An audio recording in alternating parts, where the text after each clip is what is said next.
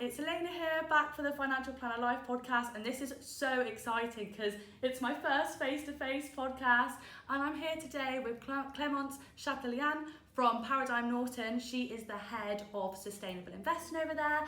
And how are you today? I'm really great. I'm super excited to do this face-to-face. This is like normal life. I know. Is it? Are we actually getting towards normality now? You wouldn't believe it, would you? After the year we've had. I'm so excited because next week I'm getting my first vaccine dose. Because I'm 28, so I had to wait. Yeah. So yeah, I'm really looking forward to that. Oh yeah, normality is creeping up on us. So yeah, thanks so much for coming into the office today and meeting with me in Bristol. So start off by introducing us, telling us a little bit about yourself. As I said, you're the head of sustainable investing. So tell us a little bit about what you do. So I'm the head of sustainable investing at Paradigm Norton. I'm also a senior financial planner, so I still see clients, I still do write reports and all of that jazz. And my main job is to take care of my client book. I also do some power planning for another client manager that is my supervisor, who taught me lots of things. And I also develop and research any sustainable investments for Paradigm Norton. So I look at ESG, I look at more impact investing, but I also look at how can you have sustainable investing in the EIS and sort of private equity space, VCTs and all of that. Although somebody else now, Paradigm Norton, looks at whether we can actually invest in it or whether I'm just getting way too excited about it. But yeah, that's the type of thing I do at Paradigm Norton. And how did you get into financial planning? What was your journey? How did you get to where you are today? So where do you want me to start this? Shall we start? Let's start at uni, because I know you came to Paradigm Norton through a graduate scheme, didn't you? Yes. Okay, so let's start university. So my last year of university was a master's degree at University of Bristol. And I got really excited about working in finance in my undergraduate, so that's why I studied finance. And when I was looking for a job at the time at Bristol University, the business and finance sphere was very much consulting or trading or investment banking, and none of these things are things I got excited about. Like, I remember one company had no women employed, so I thought, well, I'm not, like a super analytical person. Maybe trading is not a thing I should be doing, and it's all men, and it's trading oil. No. Then there was consulting, and I had applied to internships and I never really got through, and so I thought maybe I just don't fit their mold. They're looking for a type person. I'm not that person. Investment banking, I was not interested by that at all, and so I looked on the job board at the university, and Paradigm Norton was advertising a graduate scheme. And the great thing they were advertising is that you have this client element of working with real people, affecting real lives, but you also have a technical aspect. You have to know about so many things as a financial planner. So that sounded perfect to me. And it was a grad scheme. It was 5 years, so you have really good experience building within 5 years. And the firm itself, when you look at going into firms, and when you go to consulting other places, everybody's like Oxbridge or Durham or all these universities, and Bristol's great, and so is also great, but you sort of get the vibe of who they're looking for. Rather than at Paradigm Norton, you had people from Southampton University, University of West England, University of Bristol, University of, loads. And so I thought they seemed to be quite open about you as a person rather than the place you studied in. That was also really important to me. So yeah, that's how I ended up with Paradigm Norton. And I think I speak to so many people, especially like at graduate level, that start finding out about financial planning. As you said, it ticks a lot of the boxes. You've got that technical aspect, that still client servicing aspect where you get to speak to people and actually add value to their lives. But graduate schemes aren't actually as come about that often as you might think. Do you think that probably more firms could optimise out of getting hot talent out of university and bringing them through graduate schemes? I totally think that, and I think that's something that Next Gen Planners have really tried to help with. I mean, with Next Gen Planners, you now have free recruitment events that are taking place with partnership with universities. You have the graduate scheme, the training contract, which, yes, comes to a cost, but basically all the exam and development stuff is totally taken care of by Adam Owen and his team. And so really it's like you can outsource this to a pretty cost efficient price.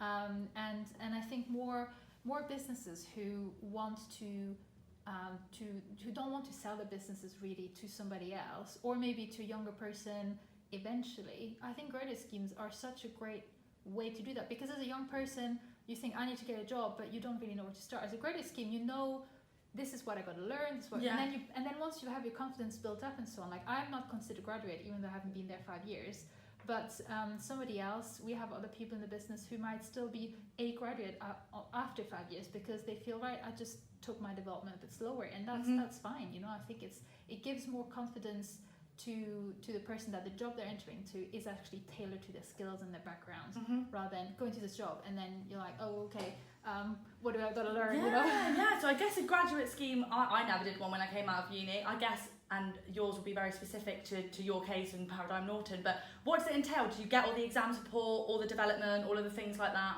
Yeah. So Paradigm Norton really values education. So exams, you know, if you need wizard learning or a CII thing or that thing to pass exams, they will help you with, you know, a lot of things for that. So they want you to be chartered. I mean, I was currently reviewing what I should do next now that I have all the qualifications to be chartered, and our CEO was like, you should be a certified financial planner. That's a level 7 qualification. Pay for it, and that's what's expected. So yeah, you get support with everything. You get to be in a team. Your supervisor should be there to help you, you know, develop as a planner. But you also have access to, you know, other graduates in the firm, and if you feel, you know, I need more support with this or more coaching with that, then we have a great people team, and you can say, look, I don't think my supervisor is very good with helping me with this area. Do you think there's somebody in the business who could help me? And then you just get some time with somebody who can help you on this particular issue. So you get a lot of support if you're really keen to develop your career. Yeah, and I think as well, keen to develop your career is such a big thing, especially when you look at like the age profiles of financial planning, and you know the industry as a whole is known for having older age profiles. I personally think graduate schemes are an excellent way to get people into firms that are really, really passionate about financial planning, really passionate about building a great career in the industry, and you can support them and tailor them to your firm's need, but you know, provide them with all that support and development to make them, you know, an asset to the industry, just like you are. Yes, exactly. And you know, I was just reading an article today which was kind of, you know, there was a controversy about it on NMA because some nasty comments were left off and whatever, but the article was like, you know, 17% of advisors are female. That's really little. That nothing. Means most of the advisors out there are male, and this is your chance as a man to mentor a woman. Yeah. You know? And that is such a huge opportunity for you to be like, hey, look, I can mentor women. I can pass all that knowledge to somebody who is actually really keen to get into this, because we need more women. It doesn't mean you can't do that with men. I mean, you can mentor men equally, but that is such a great way to, you know, to work towards more gender equity and equality in the industry. Yeah, because we touched on this when we spoke previously. So obviously you came through a grad scheme, but you had a really good mentor, didn't you? Yes, exactly. I'm incredibly lucky. I think everywhere in the industry they say, get a mentor is the most important thing you can do. And I have a mentor at work, and I still have people in the industry telling me, get a mentor outside of work, because that's going to give you a next level type of, you know, mentoring and thought-provoking thing. And yeah, mentoring is so important, and I think so many opportunities are missed because people don't realize they could be a really great mentor to someone. Yeah, because you know, it all ties in together. And do you think having that mentor, did it allow you, and we, as you just said then, being a male and being able to pass all that knowledge and all that onto a female is so powerful, especially at the moment while the industry keeps evolving, because 17% of advisors being female is ridiculously low when you think that 50% of the population is female. It's such a disparity. Do you think that mentorship allowed you to sort of cement your place in the firm as a woman, or helped you being a woman in the industry? I think I was particularly lucky because and he won't mind me say that, but when people ask me, oh, you know, the gender and the industry and so on, and I'm like, I can't really talk to you about this a lot, because if I ask my supervisor, he's like, I'm a hardcore feminist, I have 2 daughters. Like, I was a feminist and then I got 2 girls, and I was like, the hell. And so, you know, when I came to the team, it was like, when you write a letter to a client, it's not dear Mr. and Mrs., it's alphabetical. So if it's dear Catherine and Paul, it's dear Catherine and Paul, it's not Paul and Catherine. Okay. It's alphabetical. It's things like that. Or in the report, sometimes you might say, oh, so Mr. or so-and-so at this law firm, and Mrs. Currently does not work. It's like, no, she's rearing 2 children. She's currently not in a remunerated position. because these are those subtle things which actually still make the person feel valued. You are not in a remunerated position, but you have two bloody toddlers. You are running around. You're holding your household together because your husband works 18 hours a day. So it's a lot of work.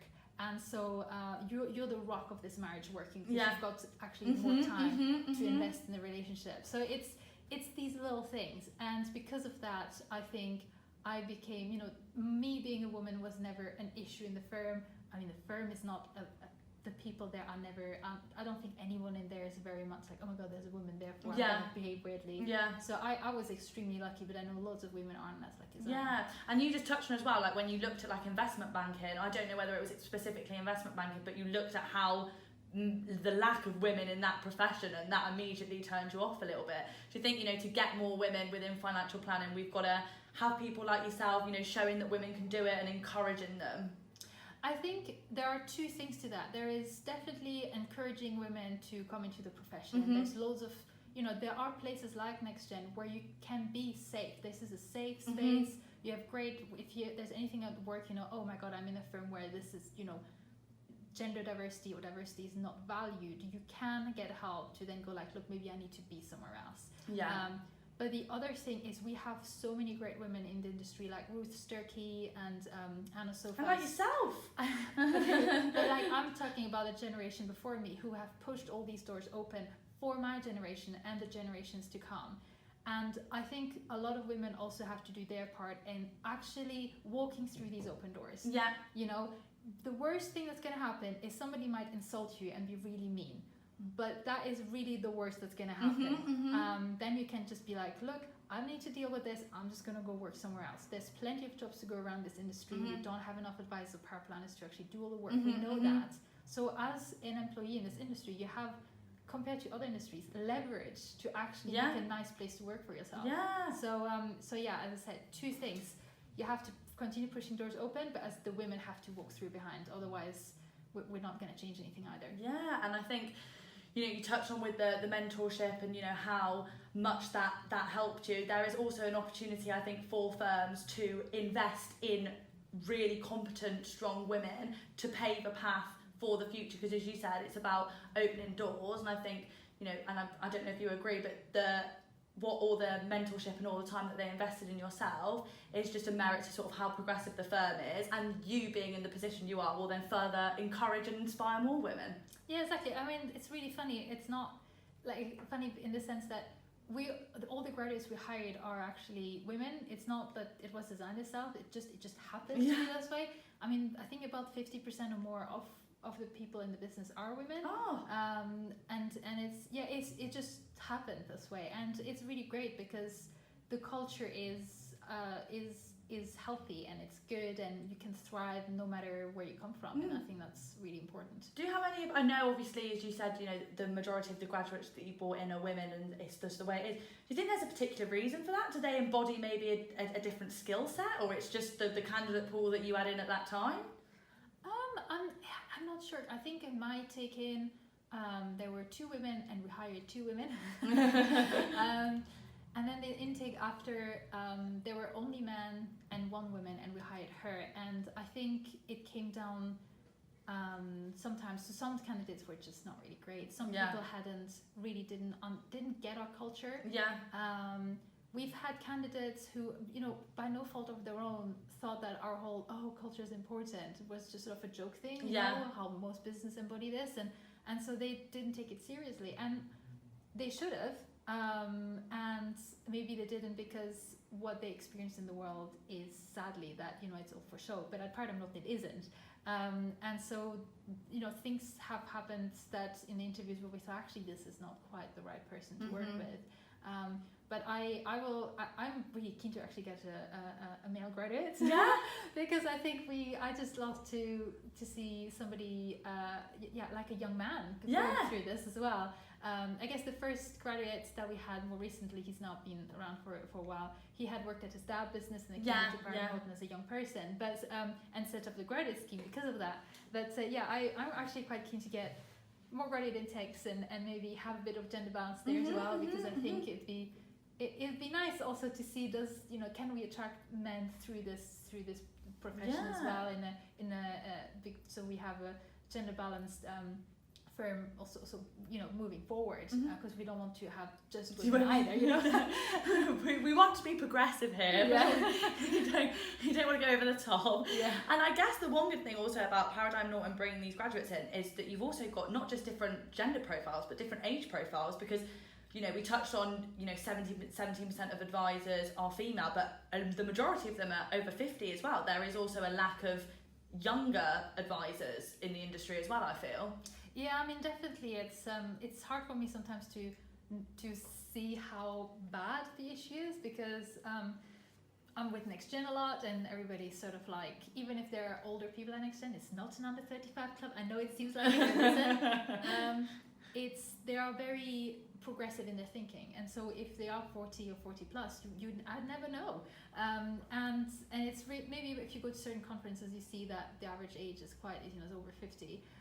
But yeah, Paradigm Norton, we have people who are just after university, 20 to 23. We've got like sort of end 20s, mid 30s, mid 40s, 50 plus, 60 plus, and it's great. All generations are represented, and I think that makes for great diversity, and the older generation maybe helps us with developing ourselves, and we help them with technology. It's a balance. It's a balance, and we can all provide really great skills and points of views for the business to grow. Yeah, and I just hear you've hit the nail on the head there. I think having all the different gender profiles, age profiles, ethnicities, all of that, it's all about being a progressive firm, but having all those different viewpoints, all those different experiences, all those different outlooks, and all combined together. So it sounds like Paradigm Norton are very progressive in that sense, which is great to hear. I mean, what we're trying to do over the next 12 months is we're working on diversity a lot more. So can we attract people from minority backgrounds to financial planning to work at Paradigm Norton? Because that's something that actually we don't have many people from these backgrounds, and that's something that we're like, okay, it just happened, but we've got to do something about it. So for us, that's the next big step, is how can we address diversity?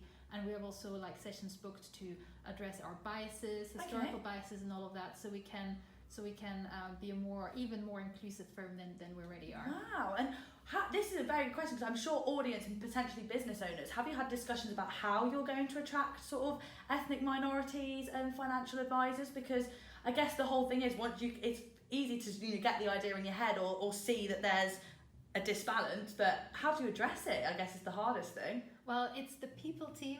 We have three amazing women in the people team who are actually addressing this and putting plans together, which they will eventually share with us in more detail. But yeah, we have people actively looking at it. I don't know what the solutions are because I'm not involved, but that's the plan. No, it's incredible, and I personally think, hand on heart, that to be a progressive, forward-thinking financial planning firm, which is what all the firms, well, the majority of firms want to be right now, you've got to have all the different gender profiles, age profiles, and different ethnic minorities. So I think that Paradigm Norton are looking at that and addressing that in the way that they can, shows that you are a progressive, forward-thinking firm. And on the flip back side, I'm sure you've got a very good culture is so important. I'm sure due to that you've got a really healthy, happy culture, and I presume a good retention of staff and things like that. Yeah, I mean, our turnover is really low. We have had people coming and leaving, like every firm, but yeah, it's when people ask, how long, my supervisor's been there since he was 25, so he's been around at the firm for 20 years. Wow. So most have, and as we're employee owned now, I think unless it just doesn't work for you, or there's like a real reason, most people, I think, when they leave Paradigm Norton, that as I've understood, is like either want to do something different, or this is not working out as I think it would. It's not like I can't do this job, this is tiring, I hate the firm and I need to leave. So yeah, no, it's true, we can retain our staff, and that's really great, because long-term relations with clients, you need to make sure that your team can have that long-term relationship, but keeping them on. So it's very important financial planning. This is a great pointer then for all those businesses out there that have been looking at it. It's not only going to help your performance, but it's going to help your retention of staff and overall as a firm. So obviously you're at Paradigm Norton now, and you are the head of sustainable investing, and I literally find this so interesting. So when we had our conversation before, had not hit the nail on the head on what sustainable investing was. So would you like to sort of explain to our audience what is sustainable investing? Okay, so it's a really broad topic, and most people get this wrong. So to invest sustainably, there's different ways you can do this. So if you want to invest based on your personal values, you'd probably call that ethical investing. That's where you might, that's where the Quakers or church charity types will invest and say, we don't want gambling or alcohol or adult entertainment in our portfolio, things like that. If you're an environmentally, focused person and you value the environment, you might exclude certain things like oil and invest more in, green companies. But that is, based on your personal values and ethics. And what's another way to invest is to do what we call environmental, social, and governance investing, and that's less about your personal values, sometimes not all about your personal values, and it's more about looking at ESG, so environmental, social, and governance risks that companies face, and how to mitigate or manage those risks through over or underweighting companies in a portfolio. Or excluding companies in the portfolio, but also by engaging with companies about these risks. So the most prolific case there was recently was with Shell, who's been sued by an NGO. I think, in short, I don't know about the mechanism of that, how that happened, but they had been sued and brought in front of the Dutch court to say you have now a legal responsibility to reduce your carbon emissions and actually speed up your net zero plans. Okay. And that has happened through engagement and talks and engagement with the regulator and all of these things. So there's that. There is a different way you can invest, for sustainability is by doing impact investing. So you actively invest in companies to provide a solution to a problem. So it could be a clothes manufacturer who uses, a fabric manufacturer who uses completely renewable fabrics. And to flood the fast fashion supply chain with fabrics that won't pollute the environment, and you can also help social enterprises by giving them loans through a scheme that's called Social Investment Tax Relief in the UK. So there's different ways you can do that. All have pros and cons, but yeah, so we offer various solutions for our clients, and that's what sustainable investing overall is. There's different ways to do it, but yeah, there's that's it's so broad. It sounds so exciting. Could you give us an example of one scenario? I know when we spoke previously we talked about fabrics, one scenario or a company or something that you might possibly invest in and how it might have a beneficial impact. Yes, so I think one of my favorite companies out there is Lenzing. They're an Austrian company, so yay, something from Europe. But sometimes you learn about US companies or somewhere in the Middle East or China or whatever, and you're like, no, this is a company from Europe, so close to us. They're Austrian, and they use wood tree pulp and also cotton scraps to make fabric. And the wood tree pulp, the whole cycle is completely waste-free. So they waste nothing. And obviously they can then use renewable energy to power all of this. So again, the carbon footprint is super low.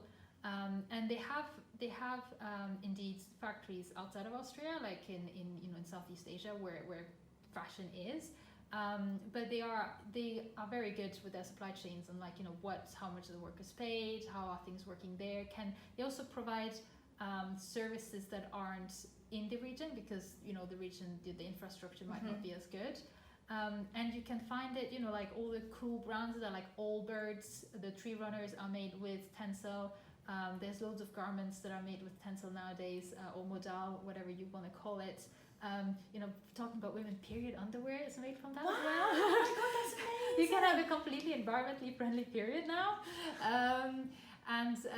So there's it, and I love that because fashion is everywhere, fabrics, and we use a lot of oil sometimes in fashion. So that's one of the companies which I absolutely love because it's such a simple thing. And it's amazing. So essentially, the bottom line of it is the people that can invest in your sustainable investing, they're making a positive impact through their investment. Yeah, so the way we approach investing sustainably, we've got two offerings, but the one where companies like that would feature is our impact offering, where we have part of it is in funds that have specific companies that provide this solution type, view. And we have also invested in broad market funds, which might hold companies you don't like, but we are confident that the asset managers there are sort of top of the game when it comes to engaging with companies. Because in sustainable investing, people go like, oh, I don't want to invest in all these things. And it's like, okay, well, it has loads of implications. You can be less diversified, so it's more risky. It could be more costly. And also, if you don't hold shares, or if the asset manager holds less and less shares in a certain company that's being really terrible, they can't engage. You don't have a seat at the table to actually bring about change. And I know that at the moment, engagement with companies seems a bit like there's not much transparency around it. It's not very structured, the way it's reported on, but there's loads of great tech coming actually to get more people involved in it directly and democratize annual general meetings at companies, so you can actually participate. And if you as an investor, you're like, I really want to participate in this, there's a really great charity called Share Action. They rate fund managers based on how good they engage with companies and the processes and everything. And they recruit AGM activists every year. So you can, they give you training and everything, and you then go to an annual general meeting at a company, sometimes, in person before COVID, to like BP or, like really big names. You go there and you can ask a question. And actually they have really great case studies where an activist went, asked a question about something about the environment, like some sort of, it was like, I think about electric cars or something. And the head of sustainability happened to be in that AGM meeting and took that person aside, and I was like, I really liked your idea. Let's have a meeting, and I just want to hear more about it. And actually the company made a huge change because of that, because he just asked a simple question. So there is so many ways you can get involved, as well as personally, if you feel like, oh, my asset managers, I know they do something, but I want to be involved. Share Action is like one of the coolest charities to be part of if you wanna be really active and make a incredible impact. Yeah, wow, yeah. So it sounds like if you want to turn your investments into something where you can really have an impact, sort of sustainable investing is the way to do it. And you touched on a couple of things there in regards to sort of diversifying and things like that. How do you go about sustainable investing? Do lots of people come to you looking to sustainably invest? Do you offer it in all sort of an option in all the portfolios and things like that? Or is there an increased demand for sustainable investing? So we always had clients who were asking us for these things, but there were clearly like a minority of clients. But they are probably also a bit the fire, the fuel that fueled the fire to actually really get started with this. But we now find ourselves in a position where we actually tell our clients about it. Yeah. So we talk to our clients about it and say, hey, look, how we've been investing the past 15 years. Well, that's all good and well, but we think that we have now the availability to provide to you an investment strategy that is just as diversified, just as low cost, and that is more responsible. So why wouldn't you want to do it? Are people receptive to it? Because yes, I'm sure lots of people also, the word, especially if you're really in it to earn as financial planning, you want to get as much money out of your investment as possible. The word sustainable, I guess, you sometimes can push you a bit back. You think, am I going to make that much money from it as such? But yeah, are people receptive to the idea of it? Yes, but yes, they are. I mean, so far I don't think I've met many clients saying like, oh no, I don't want to do that. I think there's more and more people see more and more that if you are in well-run companies, if you are in they are more resilient, especially we saw during COVID, the better run companies did better. It's only one example and only a very short period of time, but that sort of started changing the mindset. And also I think the way we've constructed it is that you were not going to exclude loads of things. There are some exclusions made on UN type of conventions, so they're like generally internationally agreed. We haven't made any biased judgments, and anything else that the fund managers might have excluded are based on asking big institutional clients, and these are large pension funds, and they have usually relatively light touch exclusions. They exclude also tobacco and thermal coal is like the latest exclusion. Not everyone excludes oil or pharmaceuticals altogether, especially because again, like exclusions can be so two-edged. Like people say, oh, I don't want to be in pharmaceuticals because look at the opioid crisis in the US and how they, pharmaceutical companies are taking advantage of the system in the US and so on. But they provide us with the vaccine. Yeah. And they provide, you know, really great solutions for healthcare too. So you have to, you know, it's not a black and white area. You have sometimes to make judgment calls, and sometimes you just have to say, look, it's not perfect, but it's a journey, and we can try to make incremental improvements over time. And, you know, as new things come to the market, as new things become available, we'll look at them, and we'll try to make sure that it's always the best option that our clients can have. So, as you said, like, you pretty much offer all your clients then do you some sort of sustainable investing option. Yeah, we do. And why do you think that's important as a firm? Is it the ethical side of it, or is it just what you've decided to do to be more progressive and sort of holistic moving forward? So I think there's several things. We had a big sort of arm of in advising for philanthropy, so advising clients to give money away, because beforehand, right, you would grow your wealth, and then at some point you'd be like, oh, I'm going to do all this good stuff with it. And we then started looking more and more at, you know, can you actually just invest the money in a good place in the first place? And it's also, we're a benefit corporation, a B Corp, and so we are assessed every 3 years on how sustainable we are. And also, if you look at the, you know, global risk report from places like the World Economic Forum, you see climate change is a huge market risk. And if you're a firm that has ad valorem fees, so you charge a percentage of, you know, your client's assets, and your assets are exposed to certain risks like climate change and so on, this could have a real effect on your business. And so we had really great scores everywhere, but really the area we had the least well scored is on our investments, because that's the big elephant in the room. Yeah. And so we looked at, you know, we have very strong investment beliefs. We follow the academic evidence very closely when it comes to investing. So we're, I would say, maybe less flexible than some other firms who will just maybe say, oh, I'm just going to take the CFM and they'll do it for me and that's fine. We're quite stringent on our criterion. And so we thought, well, we need to make sure that we are part of the solution in some shape or form, because we know that the investments as they stand, they're not helping anyone. So except our clients become richer, but that might be actually a rather short-term thing for all we know. And our clients, they want to, they've been told to, by environmentalists maybe, to drive less, eat less meat, fly less, and that's negative, don't do this. And rather than here it's like a do that, this is positive, and all we need to do is switch your investments. And yes, it's not going to save the polar bears. It's not the, we're not talking about all the companies being absolutely perfect and nothing's wrong with it, but it is shifting the tide so that the asset manager gets the signals, and companies then after get the signals. Look, people are caring about sustainability in all its shape and forms. So we need to do something about it. So it's about moving capitalism forward to in a more sustainable way. Yeah, 100%. And literally just touched on then, changing the narrative in general a bit about sort of, if the environment, ethical, it is very much like, don't do that, don't eat meat, don't fly, go on a plane, walk to work, don't drive, don't. Yeah. Instead of being like, this is all the amazing things that you can do. And I think it's incredible to have yourself in place and have the model within Paradigm North where it's there like, right, you're obviously in a position where you've got this wealth, you can make a positive impact, you can help change the world with your money and be a small part in a massive, better, bigger picture. I think that's really empowering. Yeah, exactly. There's so many great things you can do, and so yeah, that's why we decided as a firm that it was the right step forward. I mean, it doesn't cost more. It's virtually the same thing, just better. Why not do it? Just go do it.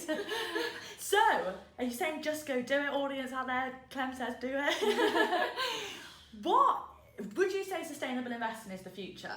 No, of course, yeah. I mean, it's going to become, I think, the absolute norm within 5 years. And loads of asset managers, when asked them about sustainability, like, well, we've always looked at it in some way or another. Some people will have only looked at the governance part of things, so how well our firms run, is the board independent enough, and so on. But they might have not taken into account social or environmental issues as much.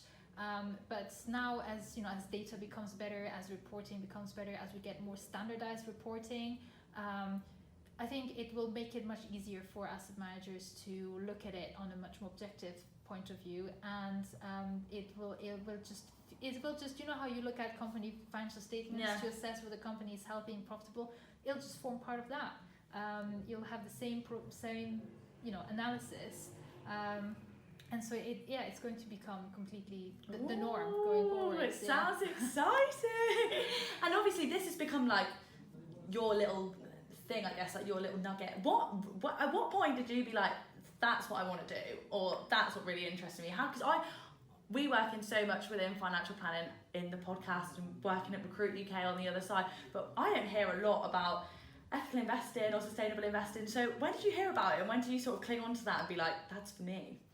I think it started, funnily enough, it started at university, where I was supposed to do a dissertation, and the topic I got allocated to, because it was a bit randomized the way you got allocated your topic. Allocated. Yeah, I mean, I've got all sorts of stories about a master's degree. So you could choose like a range of topics, and then out of the 5 you got allocated 1, and if you had really good grades in the first term, you got your chosen topic. So I was lucky, I got my chosen topic. And mine was active versus passive, the good old debate. And I thought, and I read a lot about it, and I was like, how can I bring a new twist to this? Because this is just, I don't want to just rehash the same thing. Like, what am I going to add to the research? So I was like, can I look at sort of SRI, or what they were called at the time, or ESG funds, passive, and then look at their active counterpart and see whether, or like active responsible funds and active and not inactive non-responsible funds, and the passive ones as well, and see if there's like performance differentials and all of that, because then that would be a nice twist to passive. Does sustainability outperform, would be the question. And there was no data. You get this whole idea, and then you're like, I can't do it. Oh my god. Well, I could do it, but I only had there were only like 30 funds in the UK or something I could use, and that wouldn't be enough. I would need like thousands of funds to make this statistically significant. So it was so I mean, I had access to great data. I had like a Bloomberg terminal. I could do anything I wanted, but that wasn't there. And so when I said, well, I could do it internationally, my professor was like, that's going to be mathematically very difficult because of the other variables you need in the formula. And I was like, oh yeah, I didn't think of that. So anyways, I just did a good old active versus passive in a slightly different way, and then I moved on from that. But then when I started at Paradigm Norton, I was invited to the Worthstone conference. And Worthstone, they provide sort of a impact and sustainability due diligence on funds in the UK, which is really, really helpful.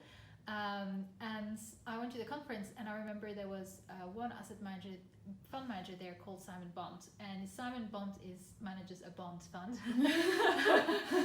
It's like it's great. The bond of bonds. He's bond of bonds, exactly.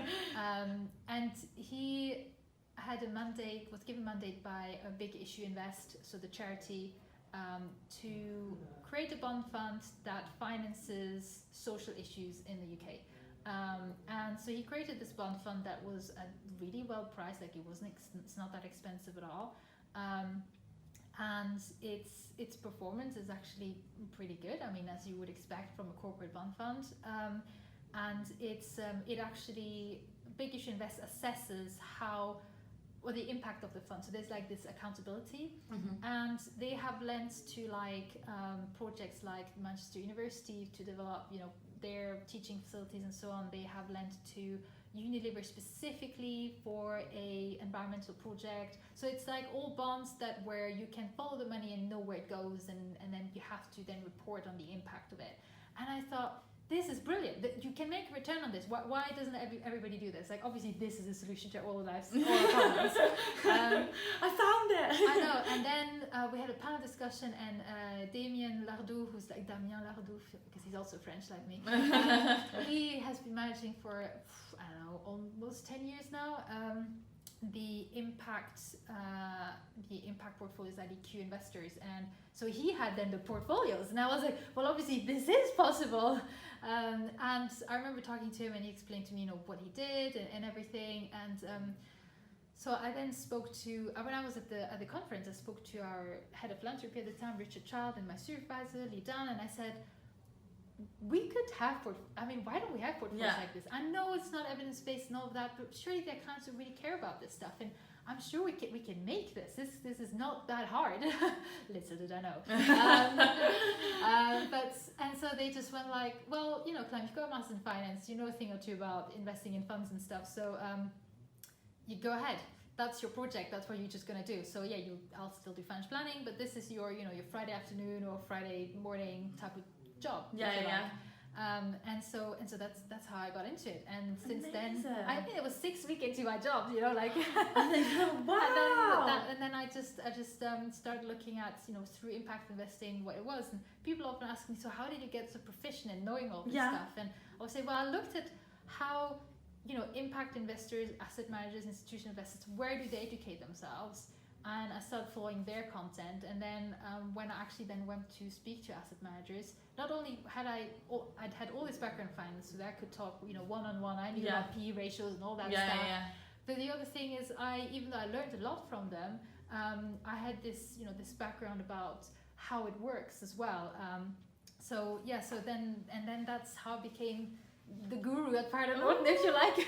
So, what would you say then to our audience who are out there watching? Because I've been so inspired by what you say. Like, the whole thing about sustainable investing sounds so incredible in the way that you can not only sort of manage your own assets but help the future as a whole. So, what would you say to people out there? May that be financial planners, may they be power planners, may they be administrators, whatever within their firm, and they're like, I don't think that's going on here.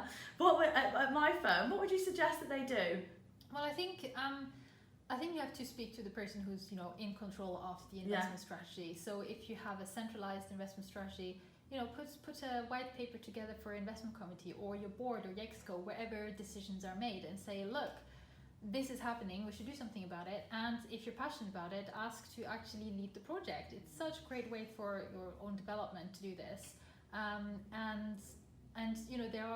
There are now so many services. So if you're a small firm and you can't afford to pour so many resources in building your own things, you have so many DFMs out there on the active and the passive side, or the systematic side, how I like to call it, who you can talk to and say, we're just going to pick a service. So it's and you can do that as well. So it's not like a huge hurdle. Like you can set something up. There's so many more options there were 3 years ago when I started this. So at Paradigm Norton. So yeah, it's much more common than it was. Yes, it's definitely possible. Yes, and it's the future, as we said. So now's the time to start getting involved. Yes, exactly. I mean, this year there are so many different conferences by professional advisor, and everybody's talking about sustainable investing. So if you haven't attended any, all of them or some of them, I mean, you will see everywhere in the press. It's all the talk is about sustainable investing, ESG investing. So get on it. And it's definitely possible, for financial planners that might be watching that are interested themselves, as you said, to go to seminars, go to talks, get involved, hone in their own skills and niche down. Yeah, I mean, if people, sometimes people like to do exams about these things. I'm currently doing the CFA exam, so the Chartered Financial Analyst exam, specifically the ESG certificate, and it gives you such a good in-depth overview of ESG investing and impact, and so on, mostly ESG. And you do that exam and you'll be like, right, I know what's going on, and you've got a lot of great tools to to drive this in your own firm. Yeah, and you said it's the future. Do we know what that future might look like? Do you know what that future might look like? Do you think it's going to be all across the range? Do you think you're going to offer more sort of sustainable investing options than maybe others, than other options that you put on the card? Or I think the way it's going to pan out is, I think you'll get more and more to like personal indexing, so that instead of saying I need to target the highest risk adjusted returns out there, it'll be what kind of return do you need, what are your own ethical preferences, and then construct sort of a personal index out of this. And then say, with tolerances, say you want no alcohol, okay, but are you okay with Tesco selling alcohol? Yes, okay, and then you can adjust based on stuff like that, and say, okay, so well, this is your personal benchmark, this is the performance benchmark we're going to target, and this is the products or the funds that we can use to do that. And then it becomes much more about you and what you need, rather than I want to shoot the lights out for the sake of shooting the lights out with my investments. So I think this is definitely the future. The tech is there, I've seen it myself. but it's not available. It's not like wildly available to do, because obviously there's a lot of it is still costly to then implement. Well, Clem, thanks so much for joining me today on the Financial Planner Live podcast and talking all things graduate scheme, mentorships, women in the industry, and the little baby, your little baby that is sustainable investing. It's been so amazing to have you on board, and I feel like you've definitely educated me. I'm sure there'll be lots of other people that have been educated today. So sounds like this is the future. So if you're not on board yet, now is the time. Yeah, definitely. I mean, thanks for having me. No, It's been so great.